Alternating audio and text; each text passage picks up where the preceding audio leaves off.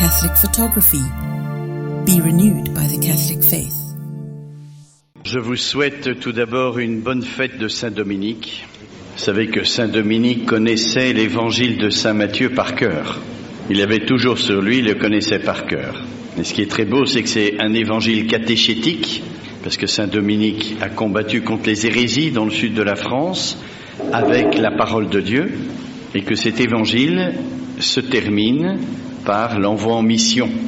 Aller baptiser, enseigner. Toute la parole de Dieu, la catéchèse, se termine par un geste, le geste du baptême, portant un point terminal à toute la lumière qu'on reçoit, comme si ce geste d'amour concluait et achevait tout l'enseignement catéchétique. Vous voyez, toujours cet ordre de la lumière à l'amour. Alors aujourd'hui, je voudrais vous parler, continuer le discernement des esprits. Vous avez compris que le premier discernement, c'est discerner l'action de l'Esprit Saint sur l'âme, sa conduite sur l'âme, quel est le vrai bien de la personne.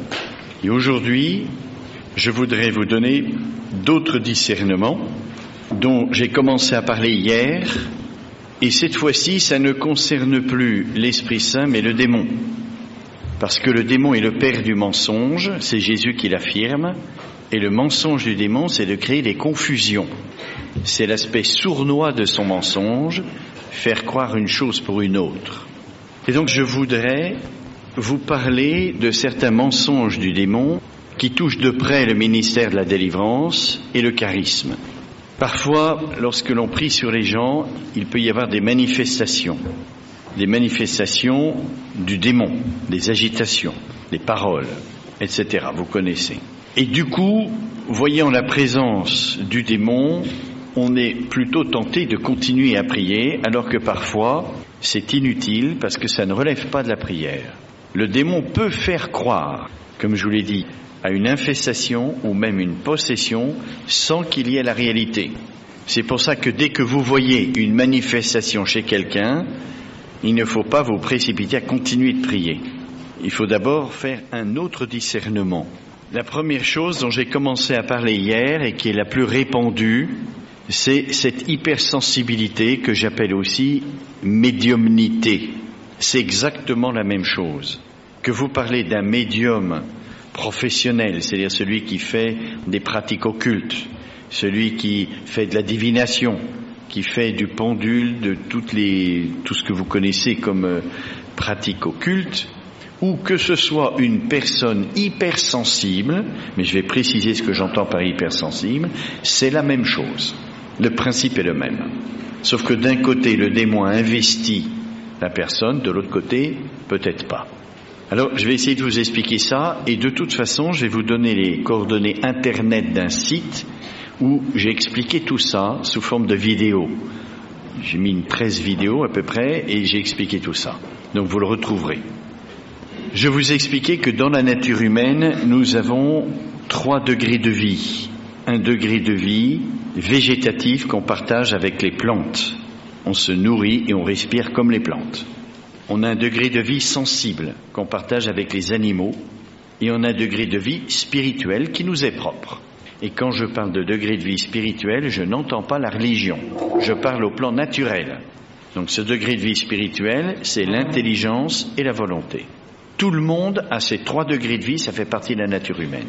Nous avons également une capacité vitale qui est limitée. Si vous faites du sport et que vous poussez trop loin le sport, vous allez tomber dans les pommes, ce qui montre que le capital de vie est limité. Ce capital de vie se répartit dans les 3 degrés de vie pour les animés, mais dans un ordre qui est un ordre de finalité. Tout est ordonné à la vie spirituelle. Par exemple, je vous vois avec mes yeux, ça appartient à la vie sensible. Je vous entends parler, c'est la vie sensible. C'est ordonné à vous connaître avec l'intelligence. Si je vous avais jamais vu ni entendu, je ne pourrais pas vous connaître avec l'intelligence. Ceci montre que ma vie sensible, elle est au service de ma vie spirituelle. Ça, c'est l'ordre de finalité, ce qu'on appelle l'ordre de finalité. Eh bien, il peut y avoir une anomalie. C'est-à-dire que le capital de vie que nous avons, au lieu de se répartir dans les 3 degrés de vie selon cet ordre de finalité, il peut être mobilisé par la vie sensible. alors on va développer une hypersensibilité. Mais comme notre capital de vie est limité, cette hypersensibilité se fera au détriment de la vie spirituelle. À quoi peut-on s'en rendre compte ? On s'en rend compte quand on a, par exemple, une imagination très développée. L'imagination fait partie de la vie sensible.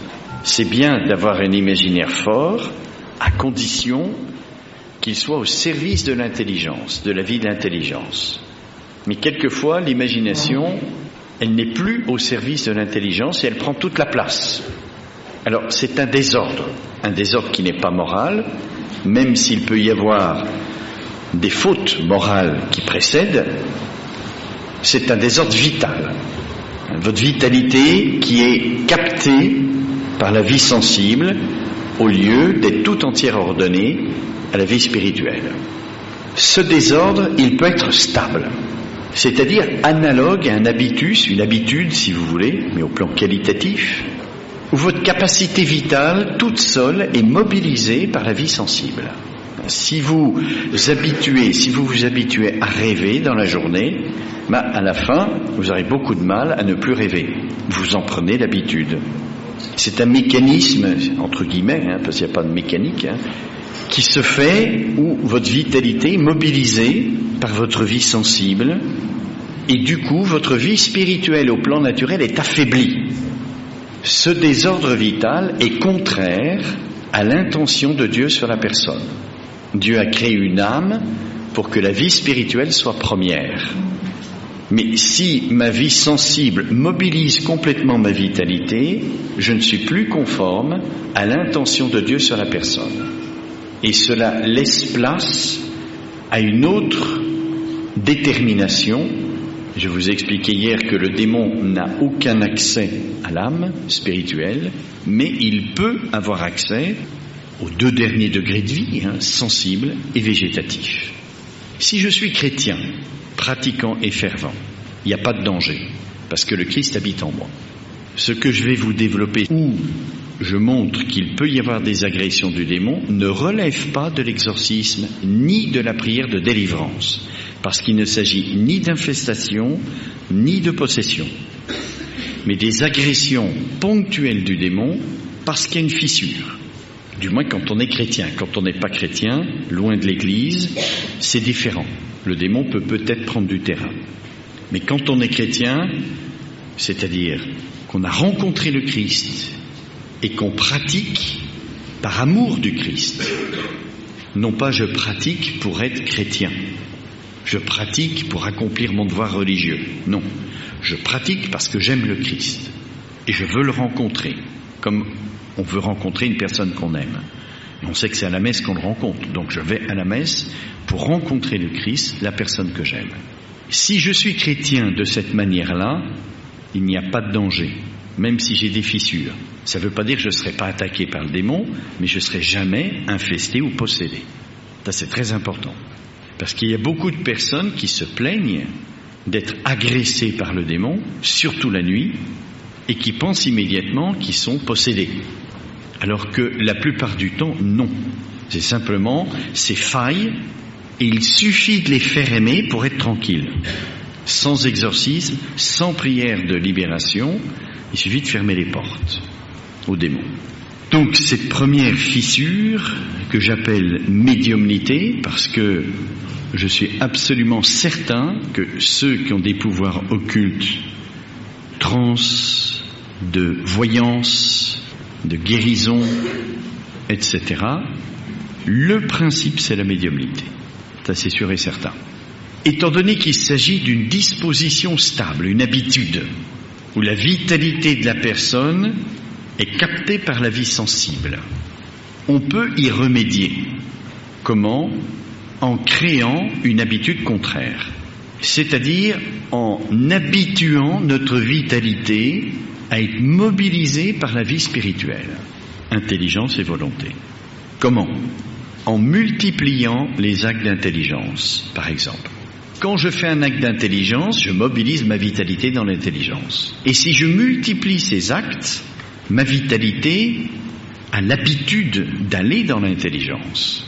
Et comme elle est limitée, Si je mobilise ma vitalité dans ma vie spirituelle, l'intelligence, ça sera au détriment de la vie sensible. Je perds la médiumnité. Et je peux vous le dire, ça fonctionne très bien. Je l'ai expérimenté des centaines et des centaines de fois sur des personnes. Alors maintenant, l'acte d'intelligence, c'est quoi? L'intelligence n'est pas la raison. Ce n'est pas faire des raisonnements. L'intelligence, c'est plus. C'est une présence au réel, à la réalité. Être éveillé. Vous voyez, quand vous dormez, l'intelligence n'est pas éveillée. Eh bien, c'est le contraire du sommeil. C'est être éveillé. Attentif à la réalité. Ça, c'est un acte d'intelligence. C'est tout simple. Et c'est naturel. Mais quand on a des tendances médiumniques, et vous voyez que la médiumnité est naturelle, mais un naturel qui n'est pas bon, c'est une déformation de la nature humaine, et donc il faut retrouver ce naturel de la nature humaine, de l'intelligence qui est éveillée, présente au réel. Il faut multiplier ça. Alors en Europe, on a une thérapie merveilleuse qui aide beaucoup à faire ça, qui s'appelle la méthode Vitose, mais je crois que ça n'existe pas chez vous. C'est bien dommage, c'est un médecin chrétien qui a inventé ça, une méthode pour aider à mobiliser l'imaginaire au service de la vie de l'esprit. Alors ça se fait de deux manières, puisque l'imagination, elle est intermédiaire dans la connaissance entre l'intelligence et les cinq sens. On peut la mobiliser par le bas, c'est-à-dire par les cinq sens, ou par le haut, par l'intelligence. Alors la mobiliser par le haut, c'est l'attention à la réalité. Dès que vous êtes attentif à la réalité, éveillé, votre imaginaire est obligé de coopérer. Donc vous la mobilisez. Par les cinq sens, vous êtes attentif à ce que vous voyez, à ce que vous entendez, à ce que vous sentez. Vous mobilisez l'imaginaire. Mais quand vous êtes pris par l'imaginaire et que vous n'arrivez pas à en sortir, qu'est-ce qu'il faut faire? Pour sortir de cet imaginaire, vous vous occupez à quelque chose que vous aimez faire. Vous changez d'activité, vous vous mettez à faire quelque chose que vous aimez. Ça vous mobilise et l'imaginaire tombe, tout seul. L'attention au réel. Donc cette médiumnité, c'est-à-dire cet habitus de vie sensible, cette mobilisation de ma vitalité dans la sensibilité, d'où ça vient? La première chose, c'est que c'est héréditaire. Non pas la médiumnité en elle-même, elle n'est pas héréditaire, mais les dispositions à la médiumnité, oui, sont héréditaires. Si vous avez un papa ou une maman qui sont hypersensibles de cette façon-là, il y a des chances que chez les enfants, il y a la même chose. Parce que ce qui passe dans l'hérédité, c'est le conditionnement humain, justement. Dieu crée l'âme et par génération se transmet l'hérédité qui se situe dans le conditionnement humain. Et donc il y a des dispositions corporelles, imaginatives, qui se transmettent de génération en génération. Donc on ne naît pas médium, mais on peut le devenir facilement. Un enfant, à cause de son corps qui n'est pas développé, ne peut pas faire d'acte d'intelligence ou de volonté. Il est trop petit, donc il vit dans l'imaginaire. Et ça se voit parce qu'il joue tout le temps.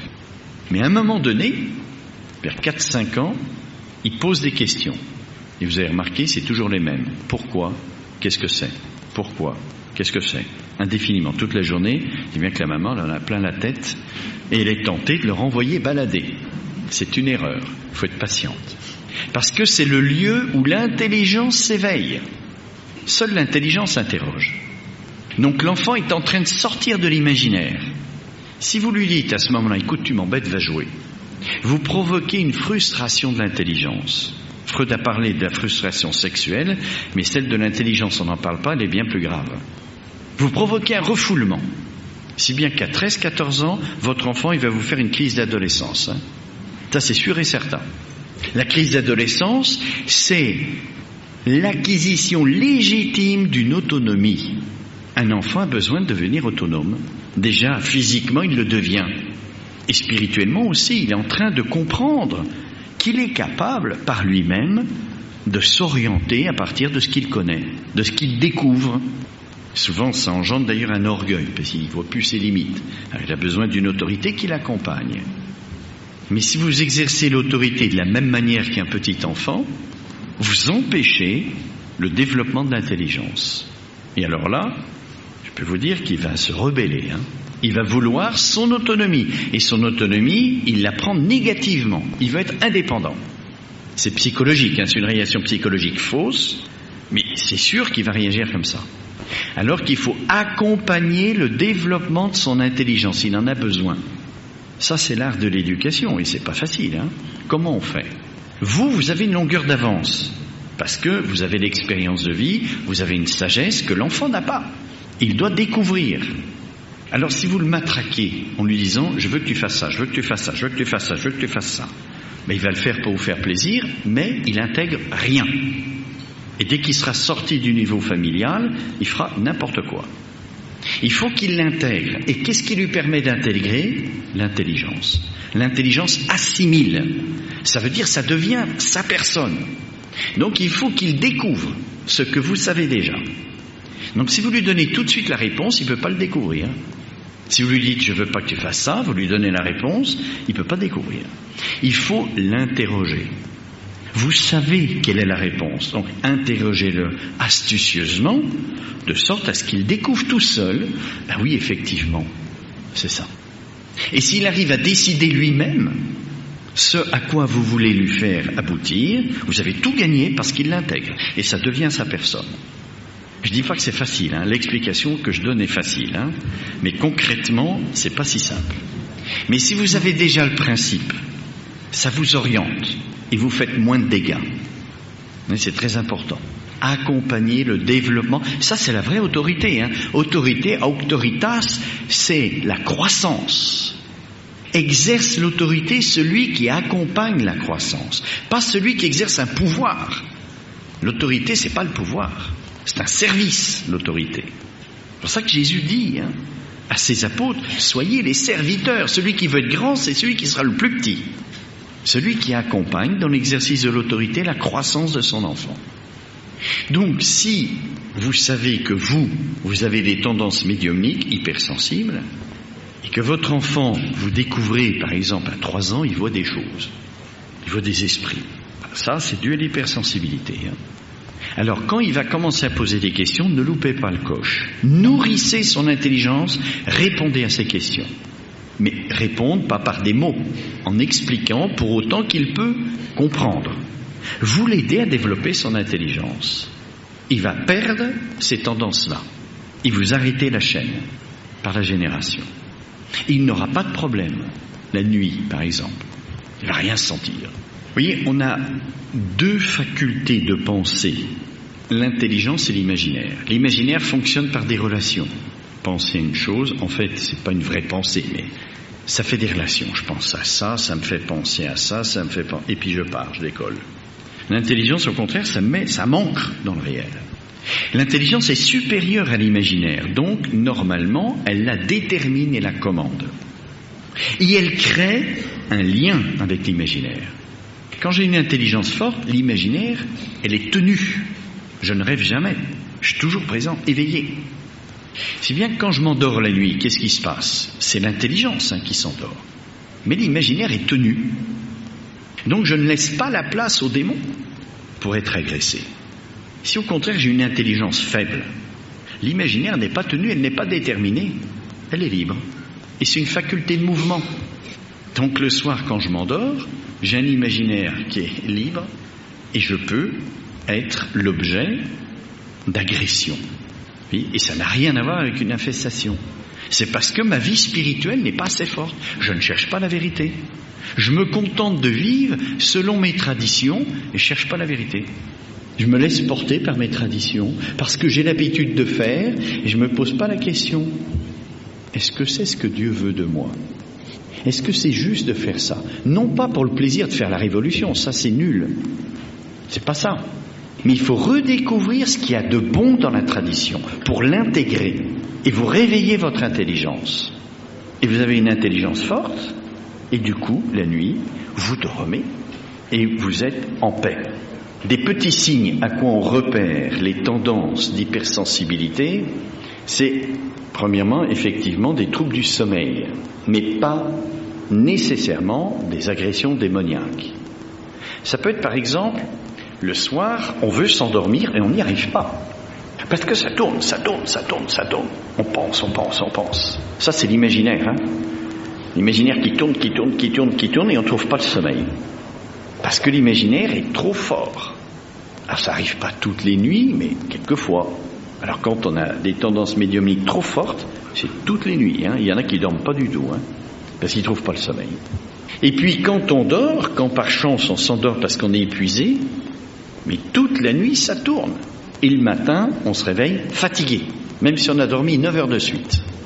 On ne se repose pas, on n'a pas de sommeil réparateur. Alors vous pouvez aller chez le médecin, il va vous donner des anxiolytiques, des somnifères, ça y fait rien du tout. Parce que le problème n'est pas maladif, le problème c'est une déformation de la nature humaine. Et si vous redéveloppez l'intelligence, pas besoin de médicaments. Vous endormez comme un bébé et vous avez un sommeil de nouveau réparateur. Deuxième point de vue, c'est que vous aurez des angoisses qui vous prennent ici au plexus sans aucune raison. Tout d'un coup, vous êtes angoissé, vous ne savez pas pourquoi. Ou tout d'un coup, vous êtes vidé de vos énergies comme un coup de pompe et vous ne savez pas pourquoi. Ça, c'est des signes de la tendance trop sensible. C'est pas grave, il suffit de remettre d'aplomb les choses. Donc de faire des efforts pour bien être présent. Ensuite, ça fait qu'on aime beaucoup la nature. Beaucoup. On a l'impression que dans la nature, on se recharge, on se refait une santé. Pourquoi ? Parce que quand on a des tendances médiumniques, on devient perméable au milieu dans lequel on est. On absorbe tout, on est comme une éponge, on ramasse tout. Alors dans la nature, c'est plutôt des énergies bonnes, parce que la nature est créée par Dieu, comme dans les églises, on se sent bien, sauf quand elles sont bondées.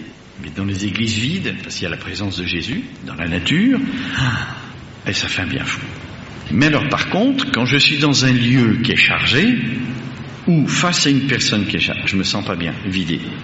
Mais faisons attention, il ne faut pas se fier à ce qu'on ressent. Jamais. Il faut se fier au discernement de l'intelligence. Pourquoi ? On l'a dit tout à l'heure, le démon n'a aucun accès à l'intelligence. Il peut entraver l'exercice, mais il n'a pas d'accès à l'intelligence. Tandis que la vie sensible, surtout si j'ai des tendances médiumniques, il peut me tromper dans ma sensibilité, me faire ressentir ce qu'il veut. Donc si tout d'un coup, face à une personne, je me sens vidé, pas bien, je ne conclus pas que la personne est chargée. Non. Je constate que j'ai des tendances un peu trop sensibles. Donc je me corrige. Mais je ne tire pas de conclusion. Et je vais vous donner un petit exemple qui va vous faire comprendre et qui est très courant. Une personne qui est hypersensible, donc le démon peut lui faire ressentir ce qu'il veut. Vous rencontrez une personne, et à chaque fois que vous la rencontrez, vous avez mal à la tête. À chaque fois. Et vous dites, c'est sûr, cette personne, elle a quelque chose, puisqu'à chaque fois que je la rencontre, j'ai mal à la tête. Eh bien, vous faites avoir. Si le démon ne veut pas que vous ayez une relation avec cette personne, il va faire ça. Comme il a accès à votre vie sensible, il va vous coller un mal à la tête à chaque fois que vous voyez cette personne, et vous concluez des simultanéités, un rapport de cause à effet, alors qu'il n'y a pas. C'est le père du mensonge. Et c'est comme ça qu'il divise les familles. On se soupçonne entre frères et sœurs. Parce qu'on se sent mal à côté de son frère ou de sa sœur. Et on se dit, mais il a quelque chose. Alors que c'est nous qui avons des tendances hypersensibles et le démon peut très bien nous tromper. Donc faisons attention de ne pas tirer de conclusion. Sauf que je suis trop sensible. C'est pas normal que je ressente tout comme ça. Alors vous allez me dire, oui, mais il y a des gens qui sont hypersensibles et qui sont très chrétiens. C'est vrai. Et plus vous développez votre vie spirituelle, plus la sensibilité se développe dans un même mouvement. Regardez des grands témoins d'église comme le pape Jean-Paul II, Mère Teresa, ils étaient hypersensibles aussi. Mais sans être médiums, parce que leur vie spirituelle était encore plus développée et assumait cette hypersensibilité. Donc on peut avoir la même sensibilité qu'un médium sans être médium. C'est pour ça que je distingue hypersensibilité et médium. Hypersensibilité, c'est pas forcément être médium si ma vie spirituelle est capable d'assumer ça. Au contraire, un médium, c'est quelqu'un qui a une hypersensibilité qui n'est pas assumée. Donc il y a un dérèglement de la nature humaine. Il y a des nuisances. Je vous expliquerai après pourquoi quelqu'un qui a des tendances médiumniques, il est perméable au milieu dans lequel il se trouve. C'est qu'il absorbe tout. Il ne le recherche pas, ça se fait tout seul. C'est pour ça aussi que souvent, des personnes qui ont pour métier des thérapies qui touchent le corps, la sensibilité, comme l'ostéopathie, la kinésithérapie, les massages de toutes sortes, souvent, ils développent une hypersensibilité qui leur donne après le pouvoir très curieux de pouvoir discerner le mal des personnes rien qu'en les regardant.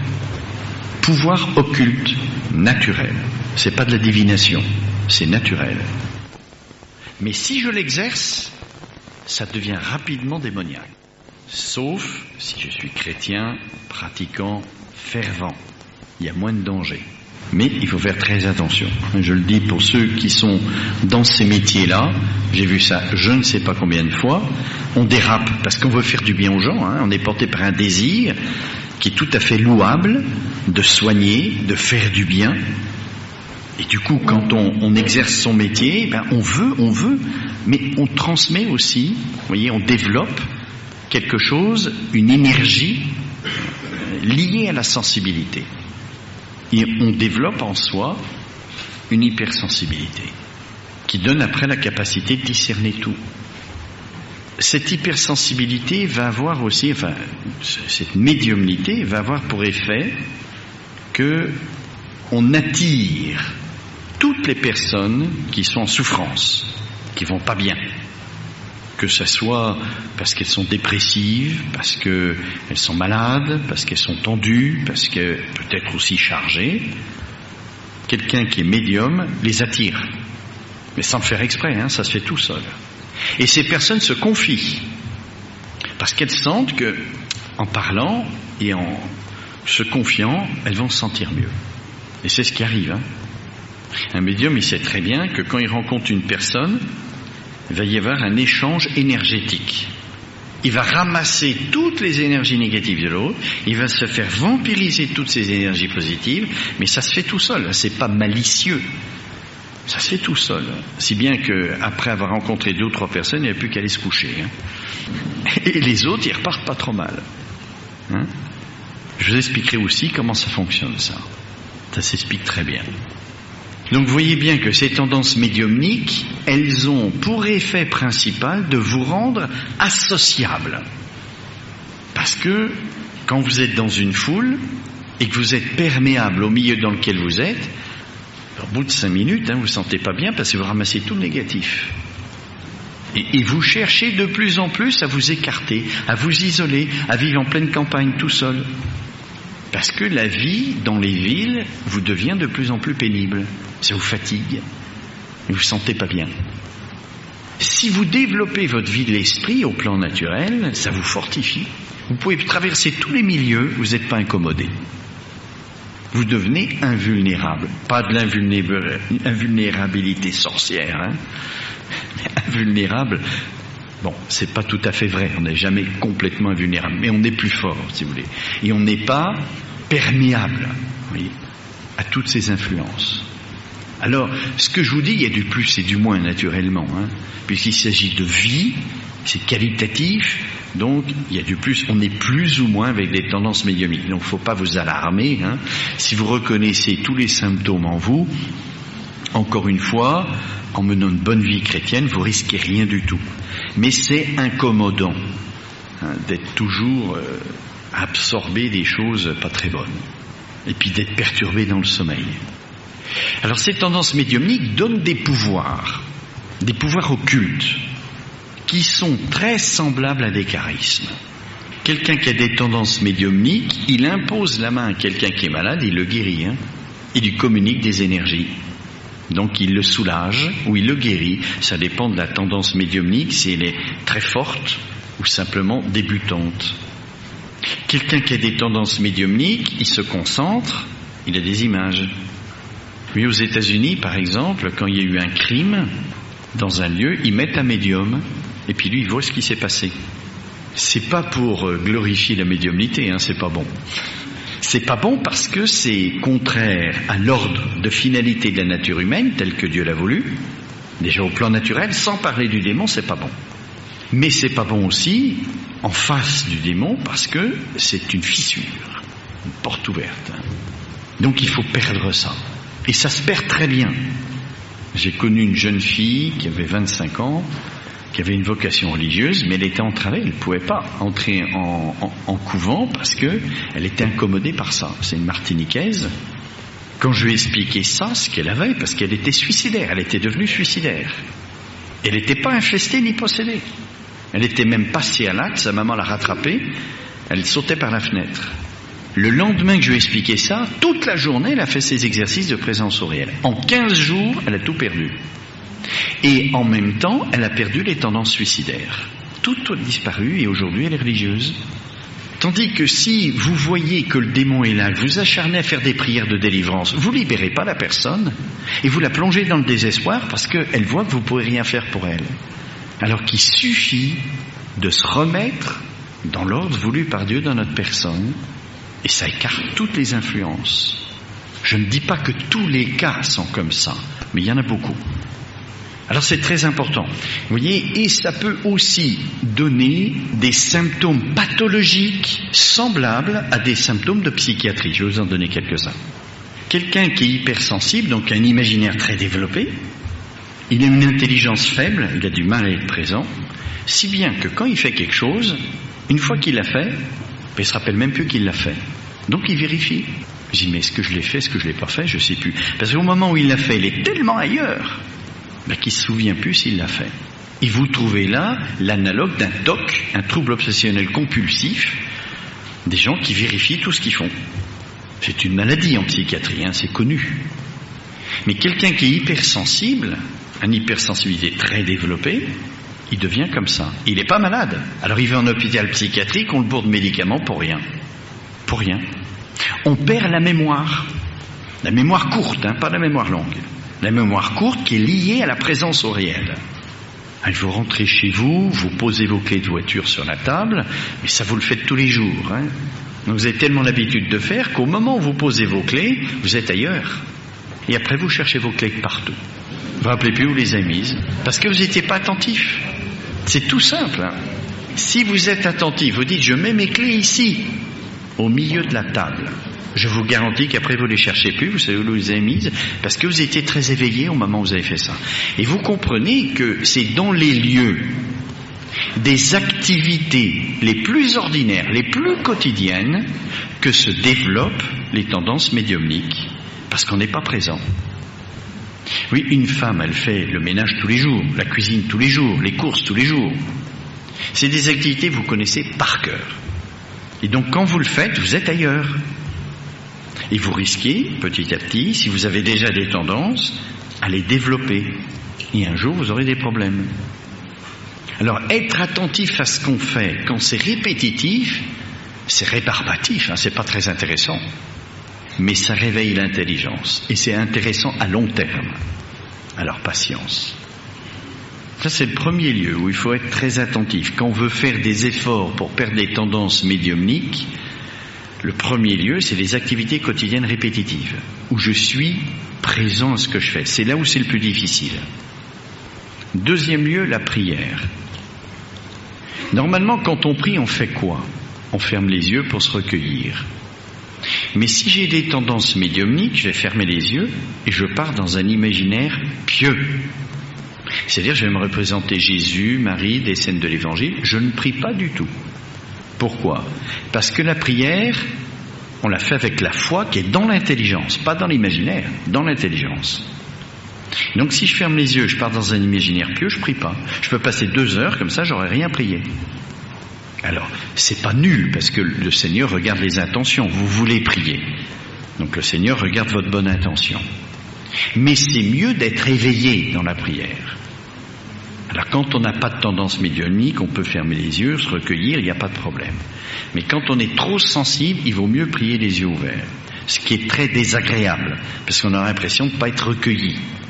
Mais si vous persévérez de prier les yeux ouverts en étant bien éveillé, vous allez voir, vous allez toucher une intériorité plus grande que celle d'avant les yeux fermés. Parce que ça sera l'intériorité de l'intelligence et pas de l'imaginaire. Même les yeux ouverts. Si vous allez à l'adoration du Saint-Sacrement et que vous fixez l'Eucharistie comme ça, vous pouvez être sûr qu'au bout de 10 secondes, vous n'êtes plus là. Vous perdez l'éveil de l'intelligence. Donc qu'est-ce qu'il faut faire ? Il faut changer son regard de temps en temps. Si vous fixez, ce que vous voyez devient une image, ça sollicite votre imaginaire, vous partez. Donc il faut changer son regard de temps en temps. Sans zapper non plus, changer tout le temps son regard. Parce que là, vous perdez la présence encore plus vite. Le but, j'ai pas de règle à vous donner, c'est vous qui vous verrez. C'est d'être éveillé, maintenir l'éveil. Si vous êtes en présence de la personne que vous aimez, que vous rêvez tout le temps, en présence de la personne, vous croyez que celui que vous aimez, il va être content ? Vous n'êtes jamais là. Face au Christ qui est là et qui se donne à vous dans sa présence, il faut être éveillé pour accueillir sa présence et être là pour lui, être donné comme lui il est donné. Donc on ne rêve pas, on est présent. Donc la prière, je fais attention de bien être éveillé, de bien être présent. Si à la messe, par exemple, je regarde le prêtre qui prêche, pour pas perdre une parole de ce qu'il dit, mais je le fixe comme ça, au bout de 15 secondes, je l'entends parler, je comprends plus du tout ce qu'il dit. Je suis parti. Et à la fin de l'homélie, je sais même pas de quoi il a parlé. Parce que j'ai pas été présent. Voyez ? Troisième lieu, les rencontres personnelles. Je rencontre quelqu'un. Quand j'ai des tendances médiumniques, j'aurais tendance à le regarder comme ça. Je le fixe. Et je bouge plus. Et je perds la présence. Donc à ce moment-là, je commence à ressentir tout ce qu'il a et je me charge. Quand je rencontre quelqu'un, je mets la distance intérieurement. Tous les thérapeutes savent ça. Hein. Les thérapeutes dans les parties médicales, on sait qu'il ne faut pas fusionner. Quelqu'un qui est hypersensible, il est fusionnel. Et ça, c'est une catastrophe. Vous voyez, quand je touche la table, je sens qu'elle est lisse et je sens qu'elle est froide. Pourquoi ? Parce que la température de la table passe dans ma main et que ma main prend la forme de la table, donc je sens qu'elle est lisse. Autrement dit, il y a une communication de la table à la main. Quand je rencontre une personne et que je suis fusionnel, il y a comme un contact subtil qui se fait. Vous voyez, Einstein a montré que la matière et l'énergie étaient interchangeables. Je peux transformer de la matière en énergie, l'énergie en matière. Ça veut dire que la matière, elle est énergétique. C'est vrai, on peut même le mesurer aujourd'hui. Même du bois, même quelque chose qui n'est pas métallique. Donc ça veut dire que chacun d'entre nous, on rayonne de l'énergie. C'est pas des histoires d'occultistes, hein, c'est vrai. On rayonne tous de l'énergie. Quand je suis hypersensible, et que toute ma vitalité part dans la sensibilité est liée au corps, donc je vais développer une énergie énorme. Et quand je vais rencontrer quelqu'un, il va y avoir un toucher subtil d'énergie à énergie, donc une communication. Et c'est comme ça que j'absorbe tout et que je communique tout. Donc je mets la distance intérieurement. Et comment je mets la distance ? Non pas affectivement, mais avec l'intelligence. L'autre c'est l'autre, moi c'est moi. Pas de mélange. Ça ne m'empêche pas de l'accueillir, de l'aimer, de le recevoir. Au contraire, plus je serai moi, plus je peux me donner. Si je suis fusionnel, je peux plus me donner, je suis déjà dans l'autre. J'ai connu comme ça un couple qui avait des problèmes pour avoir des enfants. Ils étaient tellement fusionnels qu'ils étaient l'un dans l'autre tout le temps. Donc au moment de l'acte sexuel, ils se donnaient, il n'y avait plus de don réel. Ah, j'aurais dit, mais ne fusionnez pas. Soyez vous-même, et quand vous donnez vraiment parce que vous êtes vous-même. Eh bien, figurez-vous qu'ils ont eu des enfants après. Je dis pas que c'est la solution à tout, hein, mais c'est un cas. Et ça peut arriver. Hein. Donc, voilà. Et je parle pas au plan moral, vous voyez, c'est ça qui est intéressant, c'est que je ne moralise pas. Oui, c'est des faits et c'est vital. Donc, je mets la distance. Et au plan moral, je ne fais pas de faute. Parce que la lumière n'est jamais contraire à l'amour. Et la lumière, c'est que l'autre, c'est l'autre, et moi, c'est moi. En réalité, c'est vrai. Même si c'est mon frère, même si je suis très ami et très, très en proximité affective. La personne de l'autre, c'est l'autre, et moi, c'est moi. Et surtout que quand j'ai des tendances médiumniques, les autres se confient à moi, donc je le reçois, mais si je fusionne avec ça, je prends tout. Et même quelqu'un qui est un petit peu pris par le démon, si je suis fusionnel, je serai attaqué. Mais attention, je vous l'ai dit, on ne se fie pas à ce qu'on ressent. 4e lieu, les décisions que je prends.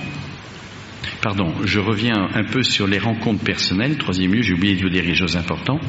Dans les rencontres personnelles, si j'ai des tendances hypersensibles, je ne fixe pas dans le regard. Comme vous êtes tous bien élevés, on vous a appris que quand quelqu'un vous parle, il fallait le regarder en face, ce qui est très bien. Mais quand on a des tendances si sensibles, trop sensibles, il faut faire attention. Parce que la lumière dans le corps, c'est le visage. C'est ce qui est plus expressif dans le corps. Et dans le visage, les yeux. Donc si vous fixez l'autre dans les yeux, vous êtes comme hypnotisé, parce que vous êtes trop sensible. Et c'est là où vous prenez tout, vous fusionnez. Si vous ne regardez pas, ou de temps en temps vous détournez le regard, vous maintenez l'éveil de l'intelligence qui empêche la fusion. Parce que l'acte premier de l'intelligence, c'est ce qu'on appelle le jugement d'existence, ceci existe. Donc face à l'autre, il est une réalité qui existe. Quand je dis ceci existe, Pierre existe, je reconnais que Pierre a son être qui n'est pas le mien.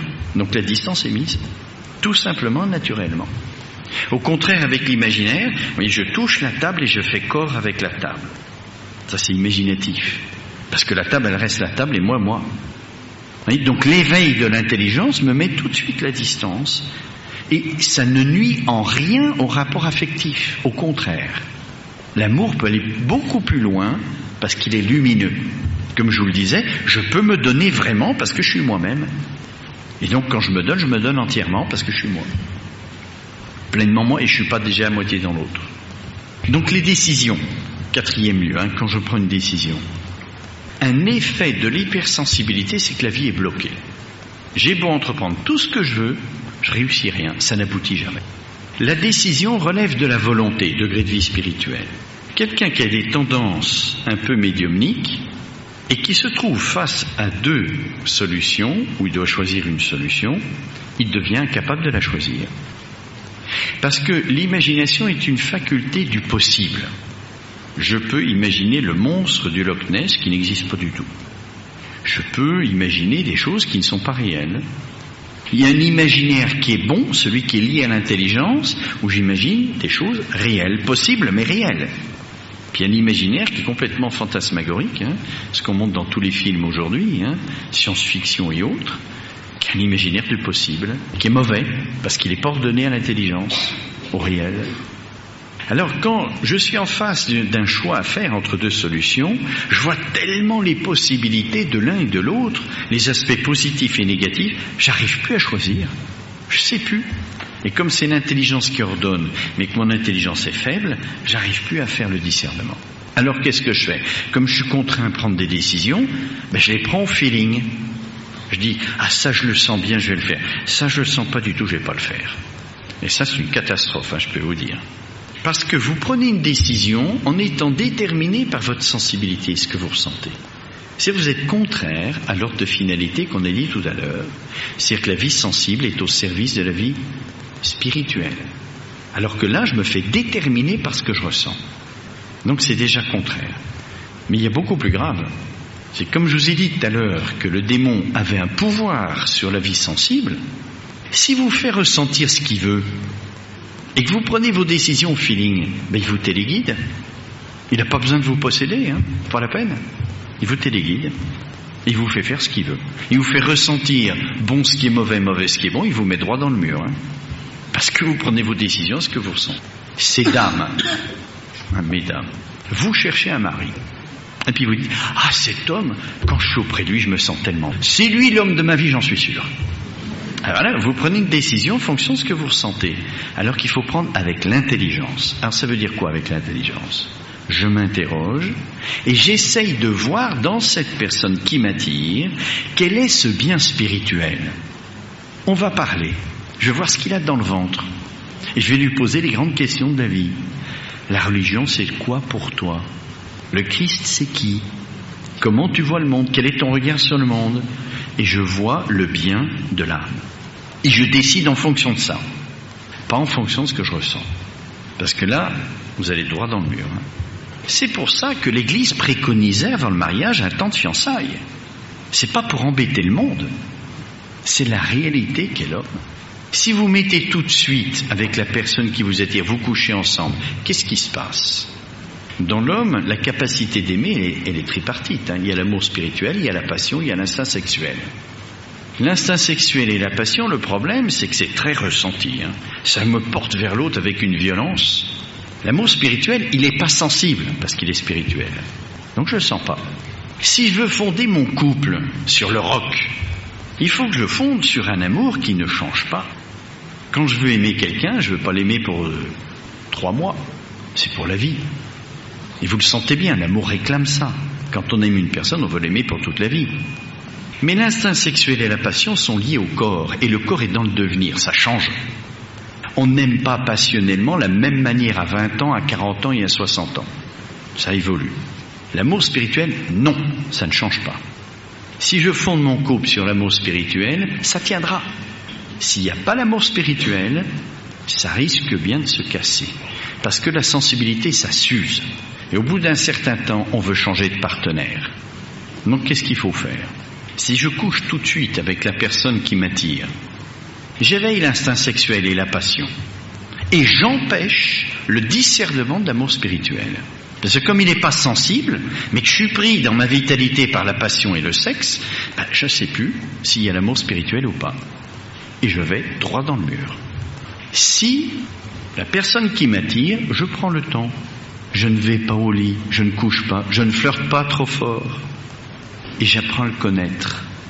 Je permets à l'amour spirituel de grandir. Et là, je suis en train de bâtir sur le roc.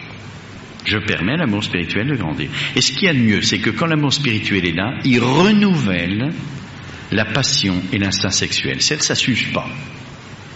On ne se fatigue plus. On ne se lasse pas. Ça renouvelle tout constamment. Donc vous voyez, quand l'Église demande un temps de fiançailles, c'est pas pour embêter le peuple. C'est au contraire en vue du bien de l'homme, pour qu'il puisse construire son couple sur le roc, et qu'on demeure amoureux l'un de l'autre toute la vie, parce que tout est renouvelé. Donc je prends mes décisions avec l'intelligence, et non pas en fonction du feeling que je ressens. Oui, normalement, le démon, il ne trompe pas votre sensibilité. Pourquoi? Parce qu'il veut que vous ayez confiance dans ce mode de fonctionner. Donc il vous laisse bien ressentir bon ce qui est bon, mauvais ce qui est mauvais. Ça ne le gêne pas. De toute façon, il vous mettra des obstacles de vie. Pourquoi? Parce que votre sensibilité, il la connaît. Il sait ce que vous ressentez. Et il a vite fait comprendre que vous prenez vos décisions en fonction de ce que vous ressentez. Donc qu'est-ce qu'il fait?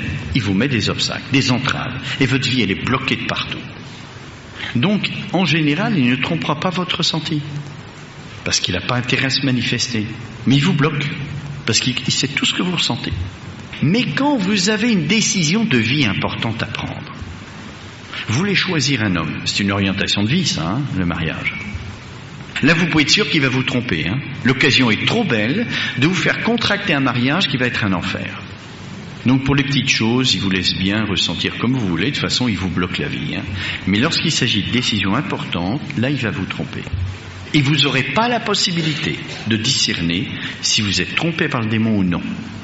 Donc le mieux c'est de discerner avec l'intelligence, c'est plus sûr. C'est plus pauvre et plus difficile parce que vous n'avez pas d'évidence avec l'intelligence. Mais ça vous débloque. Moi, j'ai vu des personnes qui étaient entravées dans leur vie parce qu'elles étaient trop sensibles et qu'elles prenaient leurs décisions en fonction de ce qu'elles ressentaient. Quand j'aurais montré qu'il fallait faire fonctionner son intelligence et discerner avec l'intelligence, tout d'un coup, tous les blocages de vie se dissipent. Je ne dis pas que la vie est devenue facile, parce qu'elle est difficile, et qu'il y a des entraves de vie dues aux conjectures du monde d'aujourd'hui qui n'est pas facile, mais des choses anormales qui tombent toutes seules. Une délivrance qui se fait parce que je discerne avec l'intelligence. Et comme le démon n'a pas accès à l'intelligence, il ne sait plus ce que je vais faire. Donc il ne peut plus me mettre d'entrave. Alors ça veut dire quoi, discerner avec l'intelligence? J'interroge. La sensibilité n'interroge pas. L'intelligence, oui, j'interroge. Et je dis, cette solution, en quoi va-t-elle me faire grandir? Quel est mon bien dans cette solution? Et l'autre solution, pareil, même question. Et je discerne, je prends la décision en fonction de ce que j'aurais découvert avec l'intelligence et non pas avec mon ressenti. Donc, 4e lieu, les décisions que je prends, je m'habitue à les prendre avec l'intelligence en interrogeant. 5e lieu, il faut faire attention, tout ce qui est à base d'images, ordinateur, télévision, cinéma, jeux vidéo, ça nourrit l'imaginaire et ça le développe. Donc c'est pas très bon. Ça veut pas dire qu'il faut plus regarder la télévision, il faut plus regarder Internet, non, mais il faut être prudent. Il faut le faire de telle sorte que l'intelligence reste éveillée. Quelqu'un qui est hypersensible, il voit tout de suite que face à l'écran, il est comme absorbé, hypnotisé. Il le voit, il le sent. Donc, vous avez vous-même la mesure. Et vous savez, dans votre prudence, là, je ne peux pas vous donner de règles. La prudence, elle est immédiatement personnelle. Ce qui sera prudent pour l'un ne le sera pas pour un autre. C'est à vous de voir. Mais si vous me dites, mais sur Internet, moi je fais que des traitements de texte, c'est pas des images, c'est du texte. Ben, je regrette, à cause de l'écran, c'est quand même une image, même si c'est du texte. Donc de temps en temps, vous réveillez votre intelligence en regardant ailleurs et en reprenant contact avec le réel. Et vous retournez, vous faites des petites stations devant l'écran. Et vos jeunes, attention, ce que j'ai essayé de vous dire l'autre jour, les jeunes qui regardent Internet, la télévision pendant des heures et des heures et des heures, mais ils développent un imaginaire énorme et ils s'empêchent de grandir, le développement de l'intelligence. Vous voyez, au lieu de leur dire des préceptes moraux, je ne veux pas que tu regardes Internet, c'est pas bon. Vous lui expliquez, tu veux être grand. C'est ce qu'il veut, un jeune, il veut être adulte. Alors vous le prenez par le désir bon qu'il a. Et vous lui dites, si tu veux être grand, regarde, tu es en train de développer ton imaginaire. Et tu empêches la croissance de l'intelligence. Donc tu t'empêches de grandir. Vous ne le moralisez pas, et ça sera beaucoup mieux reçu par le jeune. Tout ce qui est à base d'images, on fait attention. 6e, le réveil du matin. Le réveil du matin, oui. C'est quelqu'un qui est hypersensible, toutes les nuits l'imaginaire tourne, comme je l'ai expliqué, et le matin, il se réveille, il est dans une nébuleuse extraordinaire, et il met 1 heure à se réveiller. C'est difficile, parce que l'imaginaire est tellement fort qu'il a du mal à émerger. Et donc, en plus, comme mon sommeil n'est pas réparateur, quand j'entends le réveil, je suis tellement bien là, et puis j'ai encore 5 minutes, donc je vais rester au lit. Alors là, vous êtes dans un demi-sommeil, c'est-à-dire dans un état imaginatif qui développe l'hypersensibilité à fond. Mais les bouddhistes, ils disent qu'il y a 2 moments pour l'illumination. Il y a quand on s'endort et quand on se réveille. C'est exactement ces 2 lieux-là. Donc, attention, quand je sais que j'ai des tendances hypersensibles, le matin, quand le réveil sonne, je me lève tout de suite. Je traîne pas au lit. Je me lève tout de suite. Quitte à mettre mon réveil plus tard si je suis fatigué, mais je me lève tout de suite. C'est pas parce que je me serais levé tout de suite que ça y est, l'hypersensibilité va disparaître. Non, la nébuleuse, elle sera toujours là, même si vous levez tout de suite. Donc qu'est-ce qu'il faut faire? Il faut se réveiller le plus vite possible pour éviter l'exercice imaginatif qui le développe. Donc comment je fais pour me réveiller le plus vite possible? Je fais quelques mouvements de gymnastique, le corps se réveille et ça éveille l'intelligence. Ou alors je me balance de l'eau froide sur le visage, c'est pas très agréable surtout en hiver. Enfin l'hiver ici, il y en a tout. Bon, je me réveille le plus vite possible. Ce qui fait que je passe directement de la vie végétative dans le sommeil où je fais que respirer, un peu la vie sensible à cause de l'imaginaire, à la vie spirituelle. J'empêche le développement médiumnique. 7e lieu, la lecture. Je lis. Il y a 2 manières de lire. Je donne un exemple, je lis pendant 2 heures. Au bout de 2 heures, je me dis, déjà 2 heures, j'ai cru que c'était 5 minutes. Puis je me rappelle même plus ce que je viens de lire. Ça, c'est médiumnique. J'ai lu avec l'imaginaire. Avec l'intelligence, j'interroge ce que je lis. Je dis, tiens, qu'est-ce qu'il dit là? Qu'est-ce qu'il y a derrière? Quel est l'enjeu de ce qu'il est en train de dire? Et pourquoi est-ce qu'il le dit maintenant qu'il n'a pas dit avant? Là, je suis dans mon intelligence. Alors, c'est peut-être un peu plus lent, laborieux comme lecture, mais je suis sûr de rester dans l'intelligence. Et vous verrez qu'avec l'habitude, vous lirez aussi vite qu'avant. mais je développe pas ma médiumnité. Voilà comment on peut supprimer ces tendances hypersensibles en faisant attention à certains lieux qui sont plus périlleux que d'autres. Il y en a peut-être d'autres, je ne prétends pas exhaustif, mais c'est les plus communs que j'ai notés et qui développent l'hypersensibilité. Donc, je réveille mon intelligence. Alors, évidemment, pour ceux qui en sont capables, la philosophie, c'est ce que ça fait. Ça éveille l'intelligence. Si vous avez un peu de temps et que vous pouvez faire un peu de philosophie, ça vous réveille. Plus que la théologie, beaucoup plus. C'est pas la prière qui est la solution pour ça. Parce que le problème, il est naturel, il n'est pas surnaturel. Donc vous pouvez prier tout ce que vous voulez, bon, ça empêche le démon de vous atteindre, c'est sûr, mais ça ne règle pas votre problème, il restera. Donc si vous avez des tendances médiumniques, ne comptez pas sur le bon Dieu pour les supprimer, c'est votre responsabilité. Dieu vous a donné la nature humaine à votre responsabilité. Et c'est vous qui devez faire le travail, le bon Dieu ne le fera pas. Il peut le faire, et quelquefois il le fait, parce qu'il peut tout faire et puis il fait ce qu'il veut. Mais ordinairement, ça relève de notre responsabilité. Vous vous rappelez cette parabole de Jésus dans l'Évangile ? Il dit, la lumière, on ne la met pas sous le lit, on la met sur le lampadaire pour qu'elle éclaire la maison. La lumière que Dieu vous a donnée, c'est votre intelligence. Donc si vous ne la faites pas fonctionner, vous la mettez sous le lit. Il faut la faire fonctionner. Mais de manière toute simple, pratique, dans votre vie, vous vous interrogez. Ce que je fais, est-ce que c'est vrai de faire ça ? Est-ce que c'est juste ? Est-ce que c'est bien ? Vous voyez, pas pour remettre tout en question et faire sauter la baraque, ça n'a aucun intérêt. C'est pour rechoisir ce que vous faites. Et ça vous réveille. Voilà la première fissure. Alors, voyez, ces tendances médiumniques, aujourd'hui, notre culture est une culture de l'image. C'est une culture de l'image, il faut bien avouer, avec Internet, la télévision, le cinéma. Donc, qu'est-ce qui se passe ? Ça fait que si je ne suis pas prudent, j'en use et en abuse. Et les jeunes, ils manquent de prudence, c'est normal. Pour être prudent, il faut avoir de l'expérience. Donc, nos jeunes, ils sont livrés à ces outils qui sont merveilleux. Moi, un ordinateur, j'en ai un, bien sûr, c'est merveilleux. Ça permet de simplifier la vie beaucoup. Donc, ce sont des instruments extraordinaires.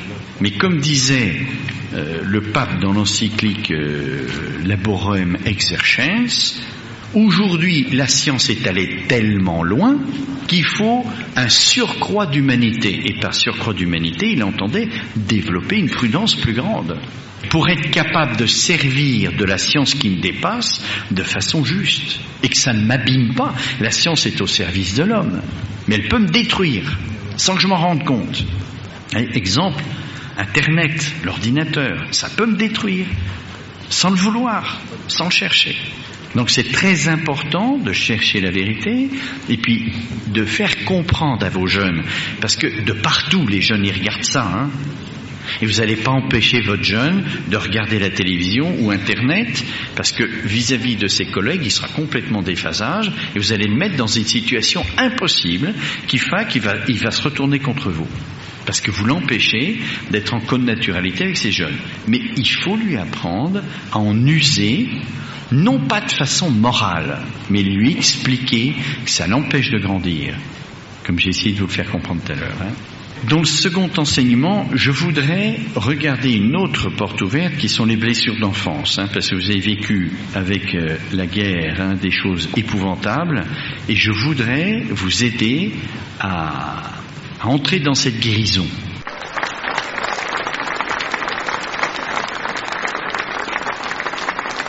Vous avez tout à l'heure évoqué l'action du charisme sur le milieu. Si je prends deux exemples.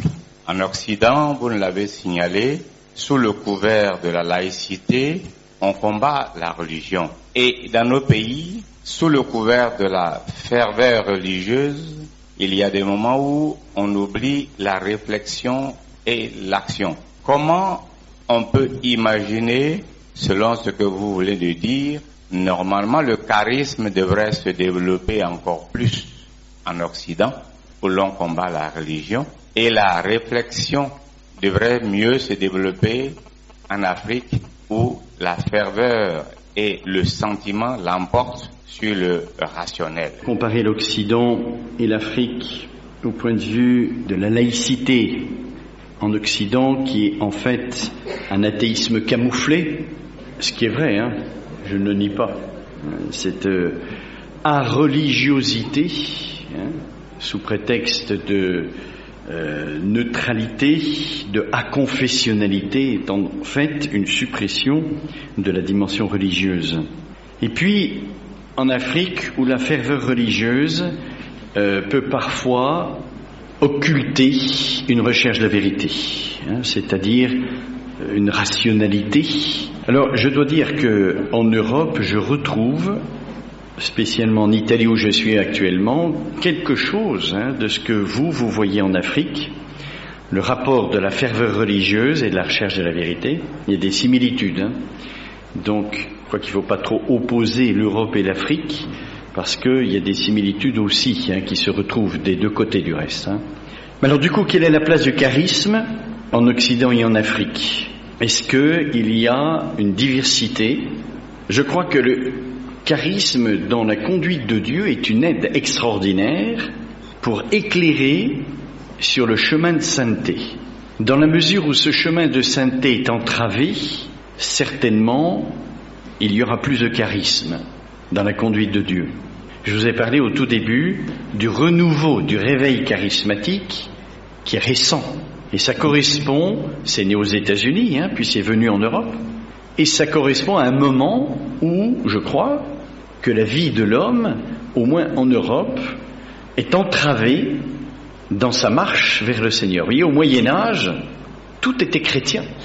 Et donc le chemin de sainteté, j'allais dire, était moins entravé d'une certaine manière. Elle était plus entravée d'une autre manière, parce que ça réclamait non pas seulement d'être porté par une tradition, mais un choix personnel plus profond. Quand tout est chrétien, on est porté par une tradition. Et du coup, ça risque d'occulter un engagement personnel qui est nécessaire. Sinon, c'est pas vraiment la foi. Aujourd'hui, on est dans une situation en Europe contraire, où tout est laïque, où tend à l'être.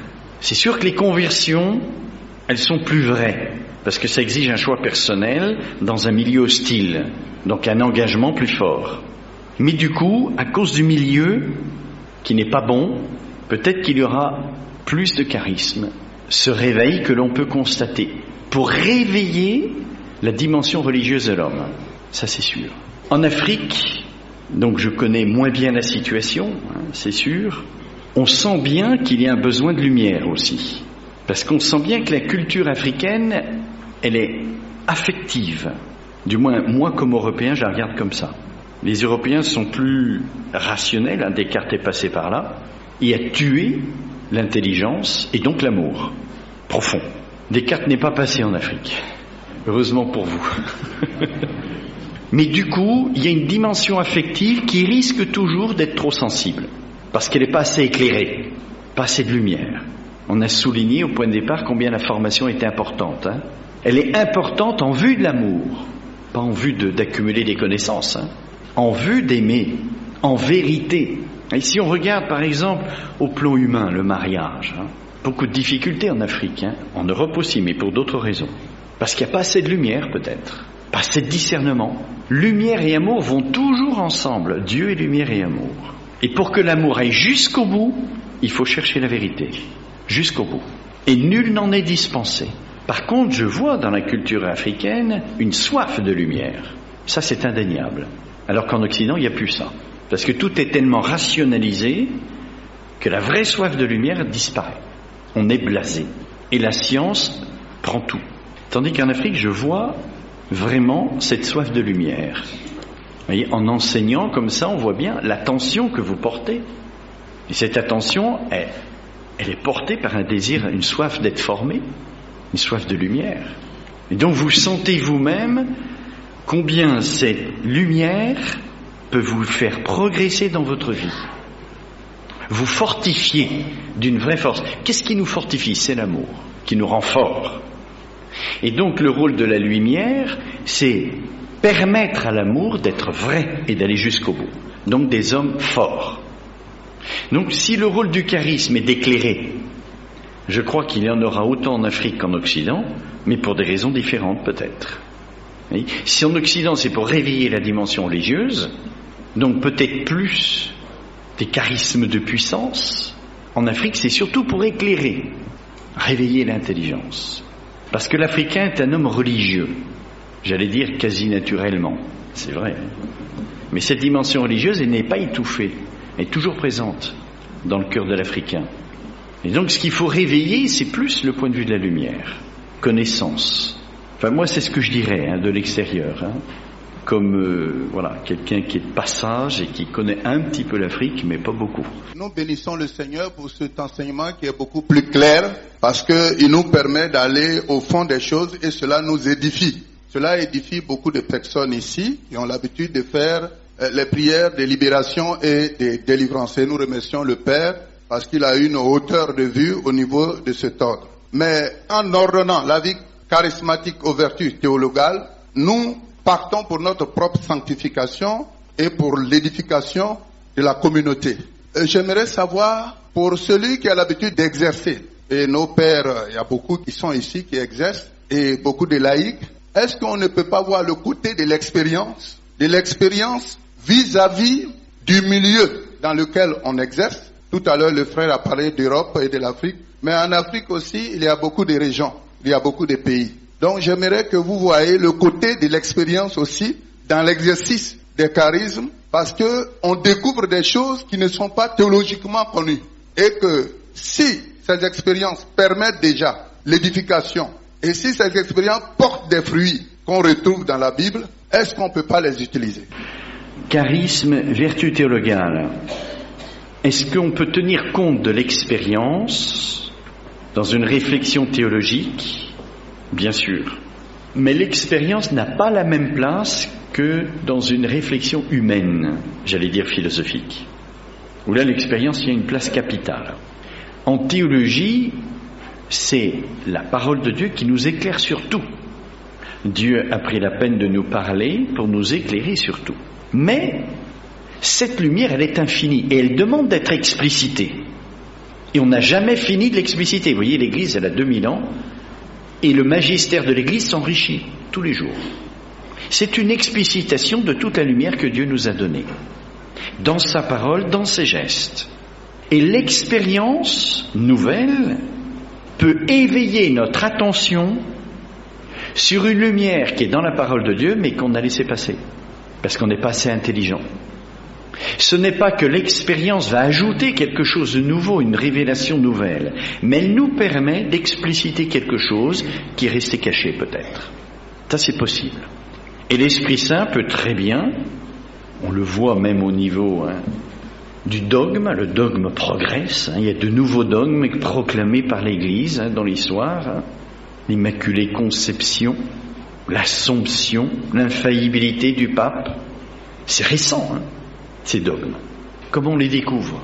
Par l'action de l'Esprit Saint d'abord sur la foi, le sensus fidei, parce que le dogme est une explicitation de la parole de Dieu. Tout est déjà dans la parole de Dieu, mais de façon parfois très cachée, très cachée. Alors j'allais dire que pour la connaissance des vérités cachées dans la parole de Dieu, ça relève plutôt des dons du Saint-Esprit, notamment le don d'intelligence, le don de sagesse, le don de science. En premier lieu, je crois que ça serait ça, parce que la parole de Dieu est vraiment donnée comme nourriture de la foi. Mais le charisme est une aide extraordinaire de Dieu, comme j'ai essayé de le montrer, pour ce milieu vital qu'est l'Église. Et le charisme, c'est de l'ordre de l'expérience. Ça peut accompagner, je dirais. Mais l'Esprit Saint agit d'abord par les dons du Saint-Esprit. À la fin de l'enseignement, vous avez dit le charisme à la croix. Donc la question que moi je voudrais poser, c'est de savoir, pour une personne qui reçoit un charisme, est-ce que cette personne doit s'attendre véritablement à vivre une épreuve pour grandir dans ce charisme-là, puisque vous avez lié le charisme à la croix. Maintenant, la deuxième question, c'est à quel moment de ma marche avec le Seigneur je peux constater que j'ai un charisme? Parce que souvent aussi, le problème là. Don de charisme et épreuve. Est-ce que quand on reçoit un charisme, est-ce qu'il faut s'attendre à des épreuves? Là, c'est difficile à dire. On ne peut pas établir de loi générale, je crois pas. Je crois pas. C'est pas exclu, mais il ne faut pas le dire systématiquement. Je crois que ça serait très faux. Il y a le Seigneur qui vous donne un don et puis après, le coup de bâton derrière. Non. Les dons charismatiques sont des dons d'amour de Dieu. C'est un don d'amour pour le service du frère. Comment discerner les charismes?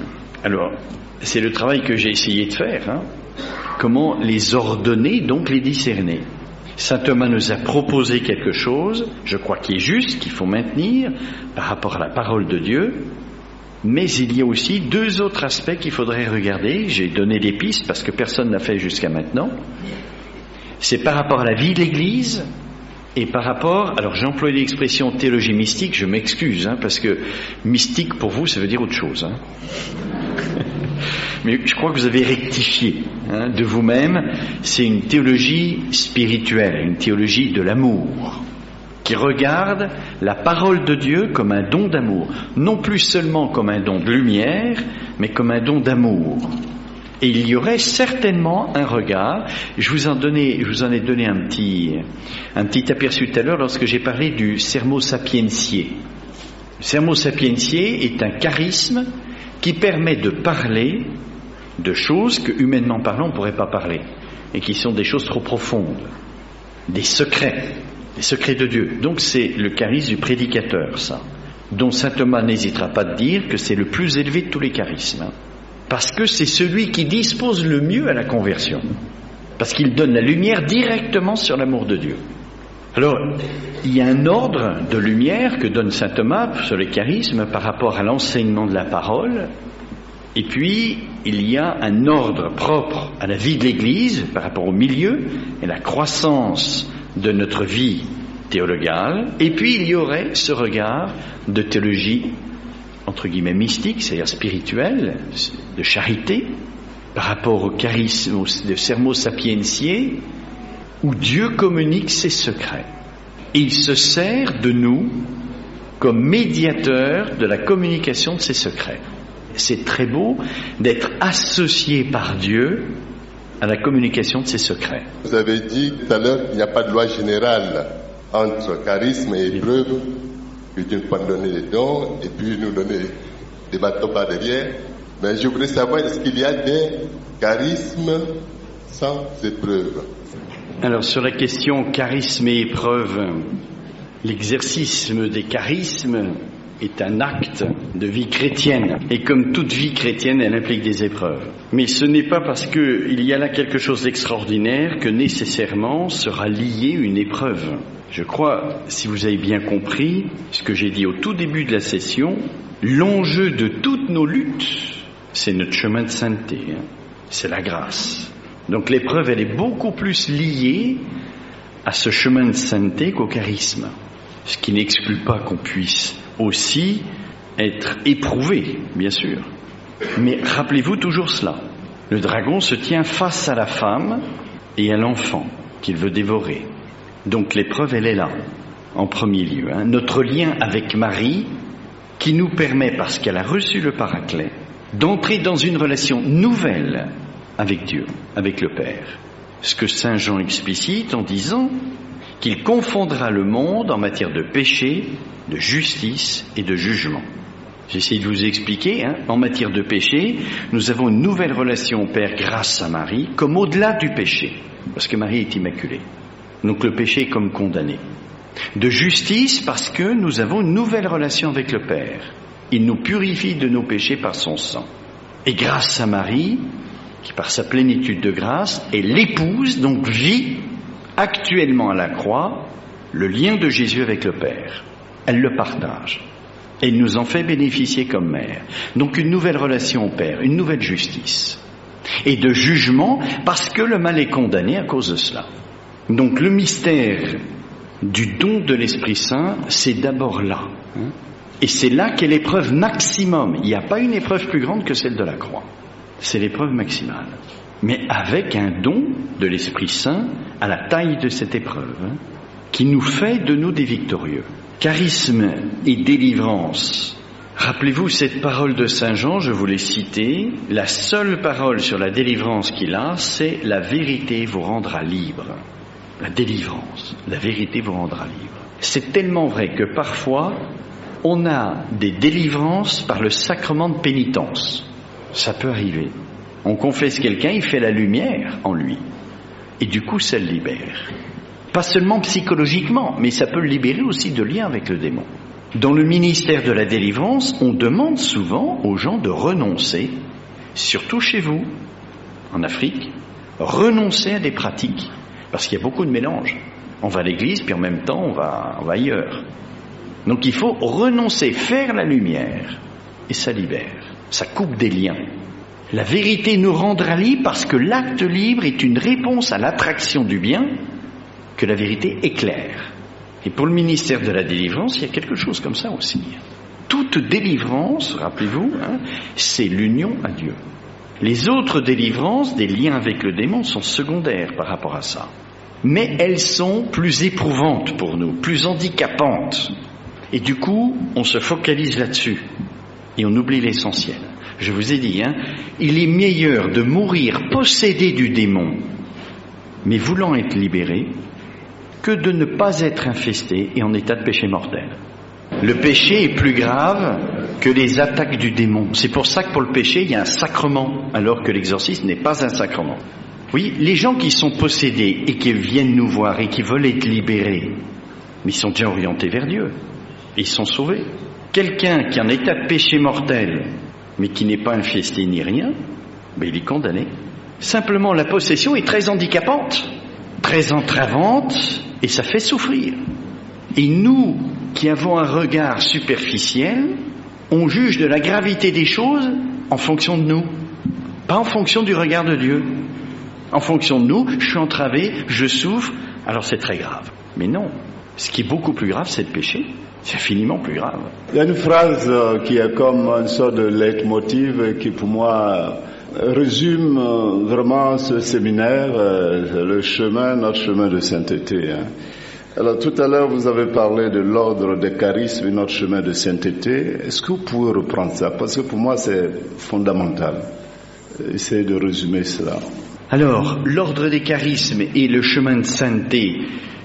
Pour résumer, vous voyez, puisque saint Thomas dit que le charisme est ad utilitatem du prochain, je crois que ça rentre dans la sainteté au niveau de la charité fraternelle. Quand j'exerce un charisme, je le fais par amour du prochain. Ça devrait être ma disposition intérieure. Je suis serviteur du salut du prochain, c'est une grande chose, c'est Dieu qui m'associe extraordinairement au chemin de sainteté du prochain.